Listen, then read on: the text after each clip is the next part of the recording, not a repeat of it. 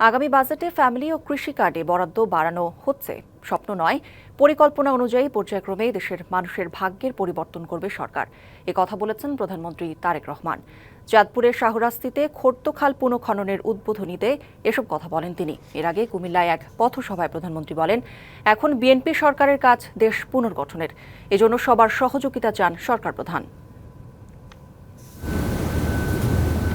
সকাল 9:15টার দিকে গুলশানের বাসভবন থেকে চাঁদপুরের উদ্দেশ্যে রওনা দেন প্রধানমন্ত্রী তারেক রহমান।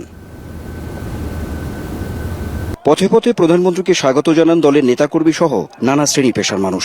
যে কারণে কুমিল্লার বরুড়া উপজেলার লক্ষ্মীপুর বাজার মাঠে পূর্ব নির্ধারিত পথসভায় পৌঁছাতে দুপুর গড়িয়ে যায়। ততক্ষণে পথসভা পরিণত হয় জনসভায়। দেশ শুধু স্বাধীন করলে হবে না, দেশ যদি স্বাধীন করে, দেশকে যদি স্বৈরাচার মুক্ত করে, পরবর্তী কাজ হচ্ছে দেশকে পুনর্গঠন করা, দেশকে সামনের দিকে নিয়ে যাওয়া, দেশের মানুষের জন্য ব্যবসা বাণিজ্য চাকরি বাকরি এগুলি নিশ্চয়তা বিধান করা, দেশের মা বোনরা যাতে স্বাবলম্বী হতে পারে, সেটি শিক্ষায় হোক অথবা অর্থনৈতিকভাবেও সেই ব্যবস্থা গ্রহণ করা।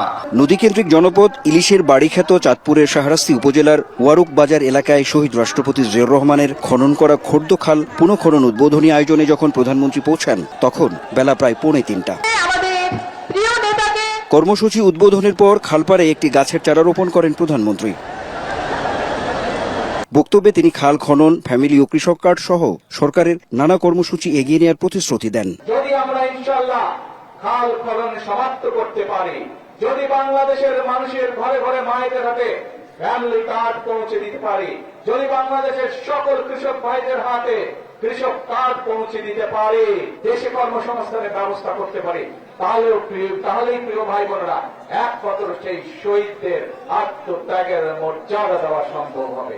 দেশের মানুষের উপকার ও ভাগ্যের পরিবর্তন হয় এমন পরিকল্পনা গ্রহণের অঙ্গীকার করেন সরকার প্রধান। বলেন, জুলাই শহীদদের রক্ত বৃথা যেতে দেয়া যাবে না। জুলাই আগস্ট মাসে আমাদের সারা বাংলাদেশে প্রায় 450-র মতন নেতা কর্মী সেদিন খুন হয়েছিল প্রিয় ভাই বোনেরা, 1.5 মাসের আন্দোলনে।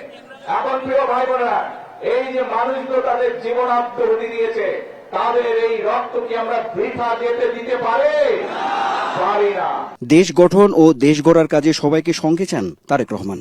প্রতিজ্ঞা একটাই, এই দেশকে সামনে এগিয়ে নিয়ে যেতে হবে। কি প্রতিজ্ঞা? প্রতিজ্ঞা একটাই, দেশের মানুষের ভাগ্যের পরিবর্তন করতে হবে এবং আল্লাহ রাব্বুল আলামিন কৃষিখাতের উন্নয়ন, জলাবদ্ধতা নিরসন, পরিবেশের ভারসাম্য রক্ষা সহ গ্রামীণ অর্থনীতির ইতিবাচক পরিবর্তনের জন্য এই খাল খনন কর্মসূচিকে যুগান্তকারী উদ্যোগ বলা হচ্ছে। প্রধানমন্ত্রী তারেক রহমান নিজেও এই অনুষ্ঠানে উপস্থিত থেকে আবারও প্রতিশ্রুতি দিলেন নির্বাচনী ইশতেহারের সকল কার্যক্রম বাস্তবায়নের। এখন দেখার বিষয় শেষ পর্যন্ত এইসব কার্যক্রমগুলো কতটা শৃঙ্খল এবং টেকসইভাবে বাস্তবায়িত হয়। Anwar Hossain, DBC news, Chandpur. পতিত সরকারের ধারাবাহিক রাজনৈতিক হস্তক্ষেপে দেশের ব্যাংক খাত ভঙ্গুর অবস্থায় পৌঁছেছে। অর্থনীতি ধ্বংসের দ্বারপ্রান্তে চলে গিয়েছিল। 2 বছর সময় লাগবে দেশের অর্থনীতি ঘুরে দাঁড়াতে। আলাদা দুটি অনুষ্ঠানে এসব কথা বলেন অর্থমন্ত্রী ও অর্থ উপদেষ্টা। বিগত সরকারের অতিরিক্ত ব্যাংক ঋণের কারণে বর্তমান সরকারের উপর রাজনৈতিক চাপ তৈরি হয়েছে বলেও জানান তারা।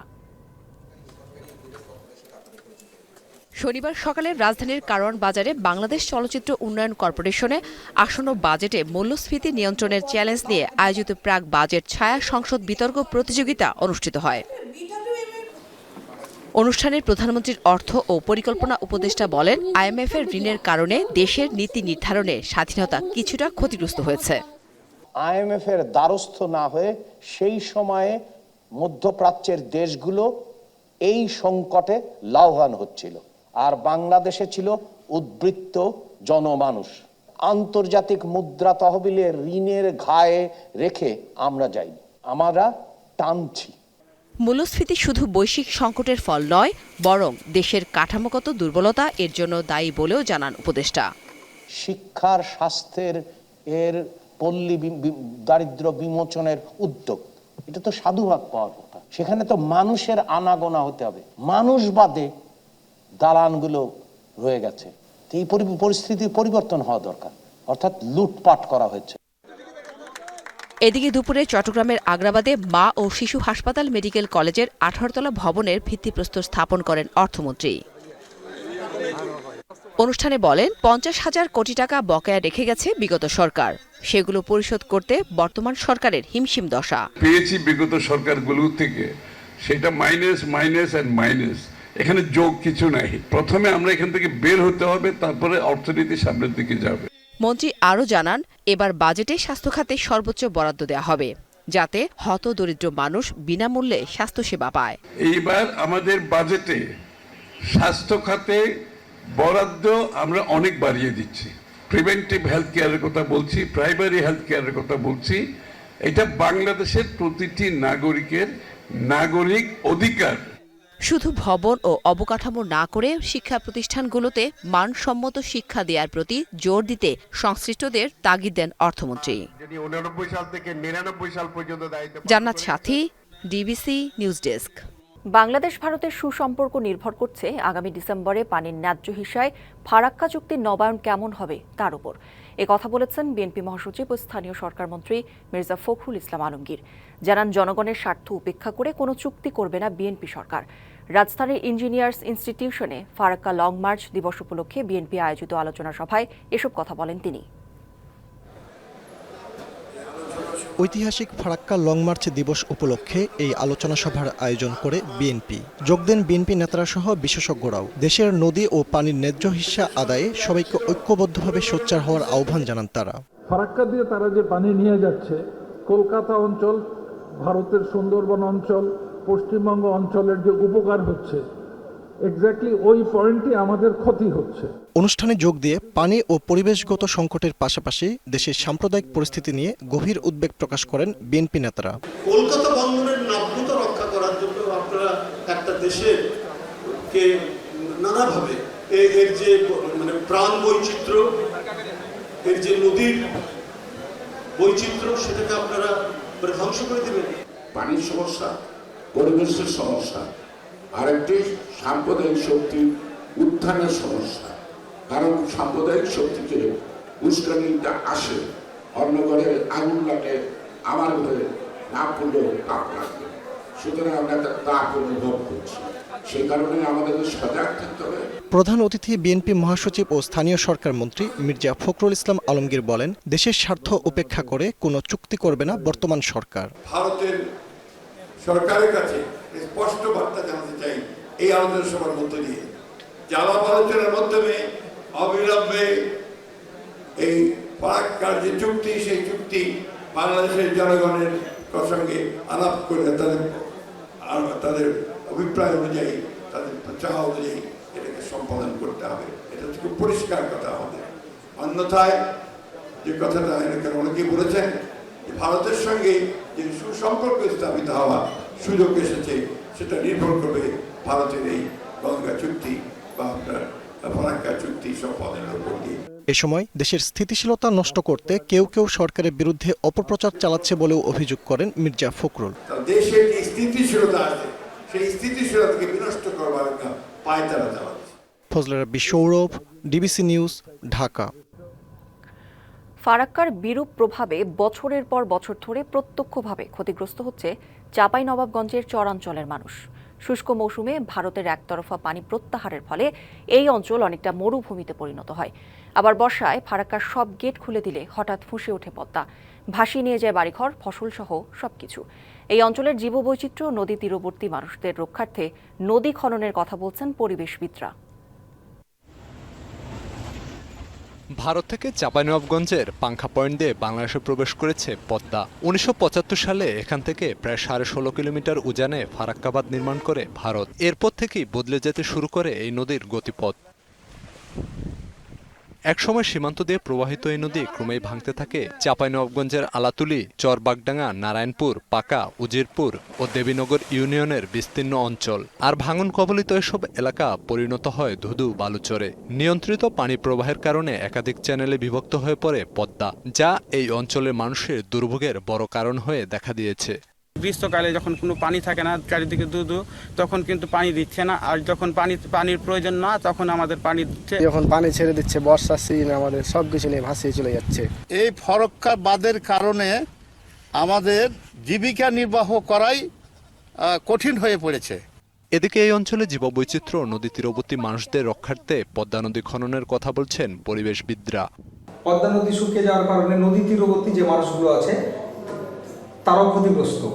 এই অবস্থা যদি চলতে থাকে পরিবেশের উপরে এবং ওই স্থানীয় লোকজনের উপরে মারাত্মক প্রভাব পড়বে, যেটা হচ্ছে কাটিয়ে ওঠা আমাদের জন্য সম্ভবই নয়। ফলে এটা দ্রুত খনন করে পদ্মা নদীর নাব্যতা ফিরিয়ে নিয়ে আসতে হবে। অন্যদিকে ভারতের সাথে বাণিজ্য, সাংস্কৃতিক ও রাজনৈতিক সম্পর্কের অনেক উন্নতি হলেও অজ্ঞাত কারণে পানির ন্যায্য হিস্যার তেমন কোনো অগ্রগতি নেই। এ অবস্থায় একতরফা নদীর পানি প্রত্যাহারের দাবিটি আন্তর্জাতিক ফোরামে তোলার পরামর্শ বিশ্লেষকদের। বাণিজ্য, সাংস্কৃতিক, রাজনৈতিক আলাপ আলোচনা, এপার ওপারের অন্যান্য ভ্রাতৃত্ববোধ, আত্মীয়তা সবকিছুই কিন্তু আগের চেয়ে অনেক সহজসাধ্য হয়েছে। বেদনার ব্যাপার, পানি বিষয় ফরাক্কা চুক্তি বা তিস্তা চুক্তি তেমন কোনো এখনো অগ্রগতি হয়নি। DBC news desk. গত 24 ঘন্টায় হামের উপসর্গে আরও 2 শিশুর মৃত্যু হয়েছে। গত 2 মাসে এই পর্যন্ত সারা দেশে হাম ও উপসর্গে প্রাণ গেছে 453 জনের। শনিবার স্বাস্থ্য অধিদপ্তরের নিয়মিত বুলেটিনে এই তথ্য জানানো হয়। এতে বলা হয় 24 ঘন্টায় হামের উপসর্গ নিয়ে সিলেট বিভাগে 2 জনের মৃত্যু হয়েছে। এছাড়া গত 2 মাসে সারা দেশে হাম ও হামের উপসর্গ নিয়ে চিকিৎসকরা নিয়েছেন 41,028 জন। এই সময় 7,524 জনের শরীরে হাম শনাক্ত হয়েছে। তাদের মধ্যে এই পর্যন্ত সুস্থ হয়ে হাসপাতাল থেকে চিকিৎসা নিয়ে বাড়ি ফিরেছেন 36,645 জন।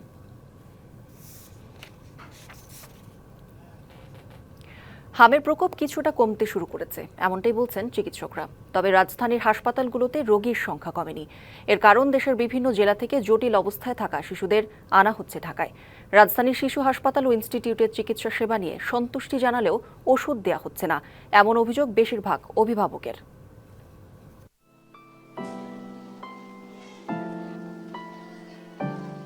7 মাস বয়সী অসুস্থ সাইফার হাতে প্লাস্টিকের খেলনা। 5 দিন আগে হামে আক্রান্ত শিশুটিকে রাজধানীর শিশু হাসপাতালে নিয়ে আসেন তার মা। বোলা থেকে আসছি, ও 7 দিন ধরে অসুস্থ, 5 দিন ধরে এই হসপিটালে ভর্তি আমরা। এখন চিকিৎসা ভালোই চলতেছে, এখন একটু সুস্থর দিকে আসছে। না, হাসপাতাল থেকে কোনো মেডিসিন না, আমরা সব কিনতে হয়, বাইরে থেকে কিনতে হয়। রাজধানীর হাসপাতালগুলোতে এখন সাইফার মতো জটিল অবস্থায় থাকা ঢাকার বাইরের রোগীর সংখ্যাই বেশি। তাদের বেশিরভাগ এসেছে ভোলা, নোয়াখালী, চাঁদপুর, কুমিল্লা সহ আরও কয়েকটি জেলা থেকে। চিকিৎসা নেওয়াদের মায়েরা বলছেন সেবা ভালো হলেও হাসপাতাল থেকে কোনো ওষুধ দেওয়া হচ্ছে না, সবই কিনতে হচ্ছে বাইরে থেকে। আমরা তো নোয়াখালী থেকে আসছি, এখানে ভর্তি আছি আজকে 5 দিন। তো এখানে আসার পর দেখতেছি সবকিছু আমাদের নিজেদের কিনে, ওরা আমাদেরকে একটা ট্যাবলেট পর্যন্ত দিতেছেন। হেয়ার জ্বর, কাশ, পাতলা পায়খানা, আর এখানে আসছি 5 দিন হয়েছে। এখন আল্লাহর রহমতে আগের থেকে সুস্থ হয়ে আছে। এখন এই আগের মতোই বলছে আইসিইউ লাগবে, এজন্য দেখতে আসছে যেন আইসিইউ আসেনি। এদিকে শিশু হাসপাতালে হামের রোগীদের জন্য আইসিইউ বেড মাত্র 14টি। তবে চিকিৎসকরা বলছেন আগের তুলনায় কমছে রোগীর সংখ্যা। নতুন আক্রান্তের হার খুবই কম। ম্যাক্সিমাম সময় আমাদের আইসিইউর প্রয়োজন হচ্ছে, কিন্তু আমাদের আইসিইউ এখানে খুবই কম, 14টা বেড। এবং কিছু কিছু রোগী আমরা আইসিইউর কিছু ফ্যাসিলিটিস যেগুলি শুধু অক্সিজেন প্রোভাইড করলে হয়, যে হাই ফ্লো বা সিপিএফ দিলে হয়, সেগুলি কিন্তু আমরা বেডে রেখেও চিকিৎসা দেওয়ার চেষ্টা করতেছি। গেল 2 মাসে শিশু হাসপাতালে হাম ও হামের উপসর্গ নিয়ে চিকিৎসা নিয়েছে 679 শিশু। তাদের মধ্যে বড় অংশই সুস্থ হয়ে বাড়ি ফিরেছে, তবে মৃত্যু হয়েছে 29 জনের। শুভ খান, ডিবিসি নিউজ, ঢাকা। 14 বছর আগের পুরনো জঞ্জাল সরিয়ে 2028 সাল থেকে নতুন কারিকুলামে শিক্ষার্থীদের পাঠদান চালু করতে চায় সরকার। বিশ্বমান এবং বাস্তবসম্মত শিক্ষা ব্যবস্থা চালুর লক্ষ্য নিয়ে এরই মধ্যে কাজও শুরু হয়েছে। তবে শিক্ষা গবেষকরা বলছেন জাতীয় শিক্ষানীতি ও দর্শন ঠিক করতে না পারলে গিনিপিগি থেকে যাবে শিক্ষার্থীরা। 2026 সাল, কিন্তু শ্রেণীকক্ষে এখনও পড়ানো হচ্ছে 2012 সালের কারিকুলামের পাঠ্যপুস্তক। এর আগে 2022 সালে আওয়ামী লীগ সরকার নতুন কারিকুলাম প্রণয়ন করলে তা নিয়ে তৈরি হয় ব্যাপক বিতর্ক। ওই কারিকুলামকে অবৈজ্ঞানিক এবং অবাস্তবসম্মত বলে প্রতিবাদ জানান অভিভাবকরাও। 24-এর গণঅভ্যুত্থানে শেখ হাসিনা সরকারের পতনের পর অন্তর্বর্তী সরকার 2022 সাল থেকে ফিরে আসে 2012 সালের কারিকুলামে, কিছুটা পরিমার্জনের মধ্য দিয়ে যা বহাল থাকছে 2027 সাল পর্যন্ত। তবে 2028 সালকে লক্ষ্য ধরে এরই মধ্যে নতুন কারিকুলাম তৈরিতে মাঠে নেমেছে বিএনপি সরকার। একাধিক কমিটির মাধ্যমে কার্যক্রম শুরু করেছে জাতীয় শিক্ষাক্রম ও পাঠ্যপুস্তক বোর্ড এনসিটিবি। ডিজাইনটা যদি একটা সায়েন্টিফিক ওয়েতে আগায়, অনেকগুলো দেশের কারিকুলাম নিয়ে আমরা অলরেডি রিসার্চ করা শুরু করছি, আমাদের উইংসে কাজ করছেন, ওগুলোর সাথে অ্যালাইন করে নিয়ে আমরা একটা বিশ্বমানের কারিকুলামের দিকে যাচ্ছি, যাতে ইকুইভ্যালেন্ট এটা থাকে।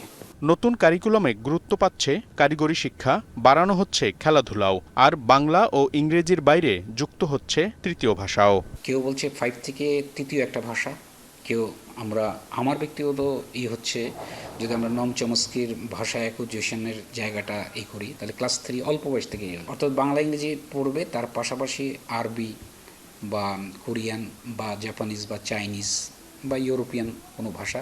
শিক্ষা গবেষকরা বলছেন, আগে জাতীয় শিক্ষা নীতি ও দর্শন ঠিক করতে না পারলে তেমন ফল আসবে না নতুন পাঠ্যক্রমে। সরকারের আসলে এই স্টেপ বাই স্টেপ এবং সামগ্রিক পরিকল্পনার অংশ হিসেবে এই কাজগুলো করা উচিত। বিক্ষিপ্তভাবে পাঠ্যপুস্তক পর্যালোচনা কিংবা বিক্ষিপ্তভাবে শিক্ষাক্রম প্রণয়ন, সেটি আসলে শিক্ষার গুণগত মান উন্নয়নের জন্য যথেষ্ট না বলে আমার কাছে মনে হয়। ওই জাতীয় শিক্ষা দর্শনের ভিত্তিতে জাতীয় শিক্ষা নীতি যখন হবে, তখন আপনি জাতীয় রূপরেখা পেলেন, তার ভিত্তিতে আপনি জাতীয় শিক্ষাক্রম প্রস্তুত করবেন। নতুন কারিকুলামে শিক্ষার্থীদের উপর চাপও কমাতে চায় সরকার, তাই শিক্ষা ব্যবস্থাকে শ্রেণীকক্ষে কিভাবে আনন্দের সাথে উপস্থাপন করা যায় জোর দেয়া হচ্ছে সেদিকেও। মনিরুল সোহাগ, ডিবিসি নিউজ, ঢাকা। আশুলিয়া মহাসড়কের উন্নয়ন কর্মযজ্ঞ ঘিরে ভোগান্তি এখন চরমে। দীর্ঘ যানজটে নাকাল সড়ক ব্যবহারকারীরা। অব্যবস্থাপনায় প্রায়ই ঘটছে দুর্ঘটনা। কোরবানি পশুবাহী ট্রাক আর ঈদ যাত্রা ঘিরে এখন বাড়তি আতঙ্ক শুরু হয়েছে। নবীনগর চন্দ্রা সড়কের শ্রীপুর থেকে বাইপাইল হয়ে রাজধানীর এয়ারপোর্ট পর্যন্ত নির্মিত হচ্ছে ঢাকা আশুলিয়া এলিভেটেড এক্সপ্রেসওয়ে। 1 মাস ধরে স্তূপ করে রাখা মাটি ও নির্মাণ সামগ্রীর দখলে সড়কের অর্ধেক অংশ। খানাখন্দে ভরা বাইপাইল থেকে আব্দুল্লাপুর সড়ক ইতিমধ্যে ভারী যানবাহন চলাচলের অনুপযোগী। এতে চন্দ্রা নবীনগর সাভার হয়ে ঢাকাগামী সড়কে যানবাহনের চাপ বেড়েছে বহুগুণ। যানজটে বাইপাইল থেকে ঢাকা ইপিজেড পর্যন্ত প্রায় 1 কিলোমিটার সড়ক পার হতে সময় লেগে যায় 1 থেকে 2 ঘন্টা। সব জায়গায় রোড ভাঙা চোরা, কোনো জায়গায় পানি জমে আছে। এরা কাজের পাশাপাশি আমাদের বিকল্প রাস্তা চলাচলের যে ব্যবস্থাটা, সেটা আসলে উন্নয়ন করা দরকার। ভাঙাচোরা সড়কে দিনে চলাচল করা গেলেও রাতের বেলা পরিণত হয় মরণ ফাঁদে।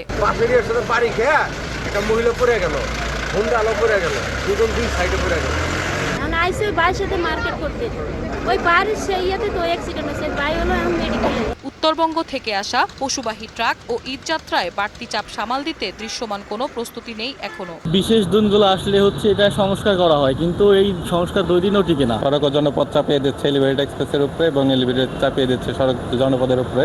এই এলিভেটেড এক্সপ্রেসে 1 লাইন হওয়ার কারণে প্রতিনিয়ত এই বাইপাইল স্ট্যান্ড থেকে আপনার ইপিজেড যাইতে 2 ঘন্টা সময় লাগে। আমাদের দাবি, রাস্তার এলিভেটেড এক্সপ্রেস কাজও চালিয়ে যাক, রাস্তার ভাঙাচোরা তারা যদি কার্যক্রম ঠিক করে যায়, তাহলে যানজট সৃষ্টিও কম হবে, দুর্ঘটনা কমে যাবে।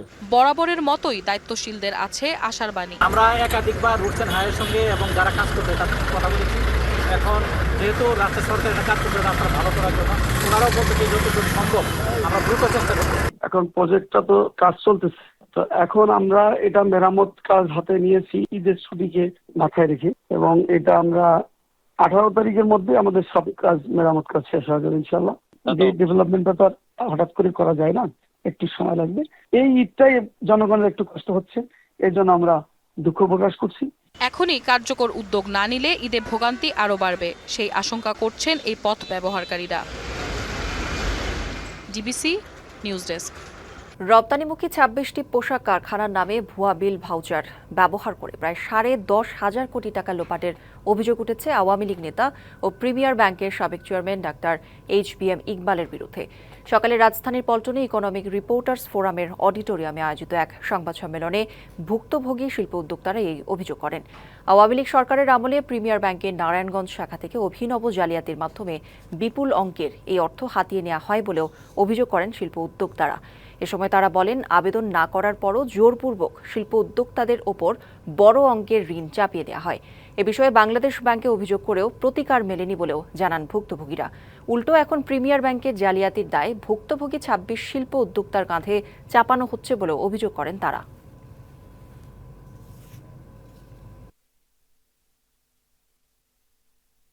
Back to back ৭৫ lakh dollar কিন্তু যথাযথভাবে হয়েছে, যেটা নিয়ম অনুযায়ী হওয়া দরকার সেটাই হয়েছে, এবং $1 কোটি আমাদের এক্সপোর্ট হয়েছে। কিন্তু ওনারা এটা আড়ালে যে ব্যাক টু ব্যাক করছে, এই অ্যাকচুয়াল এলসির আড়ালে ওনারা ব্যাক টু ব্যাক করছেন $6 কোটি, যা প্রায় 600 গুণ বেশি। ব্যাংকের লাভ, এখানে লাভ হচ্ছে 3 রকম লাভ। 3 রকম লাভ হচ্ছে, 1 নম্বর হচ্ছে ব্যাংকের প্রতিষ্ঠানের লাভ, 2 নম্বর হচ্ছে ব্যাংকের কর্মকর্তাগণের লাভ, তারপর হচ্ছে ব্যাংকের একক মালিক যেমন ডক্টর ইকবাল সাহেবের লাভ। যুক্তরাষ্ট্রের মধ্যস্থতায় ওয়াশিংটনে আলোচনার পর যুদ্ধবিরতির মেয়াদ আরও ৪৫ দিন বাড়াতে সম্মত হয়েছে ইসরায়েল ও লেবানন। তবে এই চুক্তির মাঝে দক্ষিণ লেবাননে হিজবুল্লাহ ও ইসরায়েলি বাহিনীর সংঘাত অব্যাহত রয়েছে। এদিকে গাজা উপত্যকায় হামাসের সশস্ত্র শাখার প্রধানকে লক্ষ্য করে ভয়াবহ বিমান হামলা চালিয়েছে তেল আবিব। এতে ঘটেছে প্রাণহানিও। ফেব্রুয়ারির শেষ দিকে ইরানে ইসরায়েল ও যুক্তরাষ্ট্রের পাল্টাপাল্টি হামলার মধ্যেই জড়িয়ে পড়ে লেবানন। দেশটির সশস্ত্র গোষ্ঠী হিজবুল্লাহর সঙ্গে পাল্টাপাল্টি হামলা চালায় তেল আবিব বাহিনী। পরে ইরানের সঙ্গে যুদ্ধবিরতি শুরু হলে ইসরায়েল ও লেবাননও যুদ্ধবিরতিতে যায় ১৬ এপ্রিল। স্থানীয় সময় শুক্রবার ওয়াশিংটনে যুক্তরাষ্ট্রের মধ্যস্থতায় ঘোষিত যুদ্ধবিরতিকে আরও ৪৫ দিন বাড়াতে সম্মত হয়েছে দুপক্ষই। মার্কিন পররাষ্ট্র দপ্তরের মুখপাত্র টমি পিকট জানান, আলোচনাকে আরও এগিয়ে নিতেই এ সিদ্ধান্ত। আগামী ২৯শে মে পেন্টাগনে সামরিক এবং জুনের শুরুতে ওয়াশিংটনে রাজনৈতিক আলোচনা শুরু হবে। তবে কাগজে কলমে যুদ্ধবিরতি থাকলেও দক্ষিণ লেবাননের সংঘাত থামেনি এখনও। ২৪ ঘণ্টায় ইসরায়েলি হামলায় অন্তত ৯ লেবাননি নিহত হয়েছেন। লেবাননের স্বাস্থ্য মন্ত্রণালয়ের হিসেবে মার্চ থেকে এ পর্যন্ত লেবাননে প্রাণ হারিয়েছেন প্রায় ৩,০০০ মানুষ। অপরদিকে লিতানি নদীর কাছে হিজবুল্লাহর মর্টার শেলের আঘাতে এক ইসরায়েলি সেনা নিহত হয়েছেন। জাতিসংঘ জানায়, শুধু একদিনে ইসরায়েলি বাহিনীর ৩ শতাধিক ফায়ারিংয়ের ঘটনার রেকর্ড করেছে ইউনিফিল। ইসরায়েলি প্রতিরক্ষা বাহিনীর ছোড়া ৩টি মর্টার সেল দক্ষিণ লেবাননের ইউনিফিলের অবস্থানের কাছাকাছি পড়ে। শনিবার সকালে আরও একটি সেল সরাসরি একটি জাতিসংঘ অবস্থানের ভেতরে আঘাত করে এবং আরেকটি কাছাকাছি পড়ে। এতে ভবনগুলোর ক্ষতি হয়। এদিকে লেবাননে যখন যুদ্ধবিরতির মেয়াদ বাড়ছে, তখন গাজায় হামলা আরও জোরদার করেছে ইসরায়েল। গাজা সিটির রেমাল এলাকায় একটি আবাসিক ভবনে ইসরায়েলি যুদ্ধবিমান হামাসের সামরিক প্রধান ইজ আল দিন আল হাদ্দাদকে লক্ষ্য করে ক্ষেপণাস্ত্র হামলা চালায়। হামলায় একটি শিশুসহ অন্তত ৭ ফিলিস্তিনি নিহত হন এবং শতাধিক নিখোঁজ রয়েছেন। ইর্তেজা চৌধুরী, ডিবিসি নিউজ ডেস্ক। নয়াদিল্লিতে ব্রিক্সের সভার সাইডলাইনে ইরানের পররাষ্ট্রমন্ত্রী আব্বাস আরাকচির সঙ্গে বৈঠক করেছেন ভারতের পররাষ্ট্রমন্ত্রী এস জয়শঙ্কর। বৈঠকে দ্বিপাক্ষিক সম্পর্ক সহ মধ্যপ্রাচ্যের সাম্প্রতিক উত্তেজনা নিয়ে আলোচনা হয়। উপসাগরীয় অঞ্চলে চলমান যুদ্ধ নিরসনে ব্রিক্স দেশগুলোর ঐক্যবদ্ধ হস্তক্ষেপ চায় তেহরান। একই সঙ্গে বৈঠকে অংশ নিয়ে যুদ্ধ নয়, কূটনীতির ওপর জোর দেন আরাকচি। নয়াদিল্লিতে ব্রিক্স সম্মেলনের দ্বিতীয় দিনেও আলোচনার কেন্দ্রে ছিল ইরান, যুক্তরাষ্ট্র ও ইসরায়েল সংঘাত। শুক্রবার ভারতের পররাষ্ট্রমন্ত্রী এস জয়শঙ্করের সাথে বৈঠকে বসেন আব্বাস আরাকচি। যুদ্ধের কারণে বিশ্বজুড়ে জ্বালানি সংকট ও আঞ্চলিক অস্থিতিশীলতা নিয়ে উদ্বেগ জানান তিনি। এছাড়া দুই দেশের মধ্যে কৌশলগত সহযোগিতা ও আঞ্চলিক স্থিতিশীলতা নিয়ে আলোচনা হয় বৈঠকে। ২৮ ফেব্রুয়ারি থেকে শুরু হওয়া যুদ্ধে উত্তাল মধ্যপ্রাচ্য। পাকিস্তানের মধ্যস্থতায় এপ্রিলে যুদ্ধবিরতি কার্যকর হলেও আসেনি কোনো স্থায়ী সমাধান। এই পরিস্থিতিতে ব্রিক্স মঞ্চ ব্যবহার করে যুক্তরাষ্ট্র ও ইসরায়েলের হামলার নিন্দা জানাতে ভারতের প্রতি আহ্বান জানালো তেহরান। আমরা আমাদের স্বাধীনতা ও ভূখণ্ড রক্ষায় যেমন প্রস্তুত, তেমনি কূটনীতির পথেও সমানভাবে অটল। ইরান ইস্যুতে কোনো সামরিক সমাধান নেই। আমরা চাপ বা হুমকির কাছে নত হই না। আমাদের জনগণ শান্তিপ্রিয়। আমরা আগ্রাসী নই, বরং ভুক্তভোগী। একই দিনে রুশ পররাষ্ট্রমন্ত্রী সের্গেই লাভরভের সাথেও বৈঠক করেন আরাকচি। যুদ্ধবিরতি টিকিয়ে রাখা এবং তেহরান ওয়াশিংটন সংলাপে মধ্যস্থতা করতে রাশিয়া সবসময় প্রস্তুত বলে জানিয়েছে লাভরভ। এদিকে ব্রিক্স বৈঠকে মধ্যপ্রাচ্য পরিস্থিতি নিয়ে সদস্য দেশগুলোর মধ্যে মতপার্থক্যের কথা জানালো Bharat. Irteza Chowdhury, DBC news desk. বিশ্বকাপ স্কোয়াড ঘোষণা করেছে জাপান, আইভরি কোস্ট, বেলজিয়াম ও আরব দেশ তিউনিসিয়া। জাপানের স্কোয়াড থেকে ছিটকে গেছেন চোট জর্জর মিতোবা। অন্যদিকে দেশের ইতিহাসে সর্বোচ্চ গোলদাতা লুকাকু ও অন্যতম তারকা ডি ব্রুইনাদের নিয়েই দল গড়েছে বেলজিয়াম। বিশ্বকাপের কাউন্টডাউন চলছে, দলগুলো দিচ্ছে নিজেদের সেরা খেলোয়াড়দের নিয়ে বিশ্বকাপ স্কোয়াড। গ্রেটেস্ট শো অন আর্থের মহারণ থেকে ছিটকে পড়ছেন অনেক খেলোয়াড়, আবার কপাল খুলছে নতুন তারকাদের। দীর্ঘ 12 বছর পর বিশ্বমঞ্চের টিকিট পেয়েছে আফ্রিকান জায়ান্ট আইভরি কোস্ট। ঘরের মাঠে 2023 আফ্রিকান কাপ অফ নেশনস জয়ের আত্মবিশ্বাস নিয়ে এবার আমেরিকার বিমানে উঠবে দ্য এলিফ্যান্টসরা। আইভরি কোস্টের এই বিশ্বকাপ মিশনের নেতৃত্বে থাকবেন অভিজ্ঞ মিডফিল্ডার ফ্রাঙ্ক কেসি। বুন্দেসলিগায় দারুণ মৌসুম কাটানো ইয়ান দিওমান্থ আছেন এই স্কোয়াডে। এদিকে ব্লু সামুরাই টিমে লেগেছে বড় ধাক্কা। ইনজুরির কারণে দলের অন্যতম সেরা তারকা ব্রাইটনে খেলা কাওরু মিতোমাকে ছাড়াই 26 সদস্যের চূড়ান্ত দল ঘোষণা করেছে জাপান। দেশটির ডিফেন্স লাইনে নেতৃত্ব দেবেন অভিজ্ঞ ইউতো নাগাতোমো। এটি তার ক্যারিয়ারের 5ম বিশ্বকাপ। জুনে শুরু হতে যাওয়া এই আসরে জাপান দেখাতে পারে বড় চমক। Kevin De Bruyne, Romelu Lukaku এবং থিবো কোর্তোয়াকে নিয়ে 26 সদস্যের দল সাজিয়েছে বেলজিয়াম। ইনজুরি জর্জরিত মৌসুম কাটানোর পরও বেলজিয়ামের সর্বকালের সর্বোচ্চ গোলদাতা রোমেলু লুকাকুর উপর শতভাগ আস্থা রেখেছেন কোচ রুডি গার্সিয়া। অভিজ্ঞতা ও একঝাঁক তারুণ্যের মেলবন্ধনে এবার প্রথম বিশ্বকাপ ট্রফি জয়ের স্বপ্ন বেলজিয়ামের চোখে। বিশ্বকাপের জন্য 26 সদস্যের চূড়ান্ত দল ঘোষণা করেছে আরব দেশ তিউনিসিয়া। আনিস বিন সিলমানে ও রায়ান এলুমি দলটির মিডফিল্ড ও ফরওয়ার্ডের মূল শক্তি। অভিজ্ঞ ও তরুণদের সমন্বয়ে গড়া এই দলটি নিয়ে এবার বড় স্বপ্ন দেখছে কার্থেজ ইগলরা। টুর্নামেন্টের গ্রুপ এফ এ তিউনিসিয়ার সঙ্গী জাপান, নেদারল্যান্ডস ও সুইডেন। শরীফ ফারুকি, ডিবিসি নিউজ। সংবাদ এই ছিল এখনকার মতো। ডিবিসি নিউজের সংবাদগুলো পড়তে ভিজিট করুন dbcnews.tv আর ভিজিট করুন ডিবিসির ফেসবুক পেজ এবং ইউটিউব চ্যানেল। ডিবিসির সঙ্গেই থাকুন।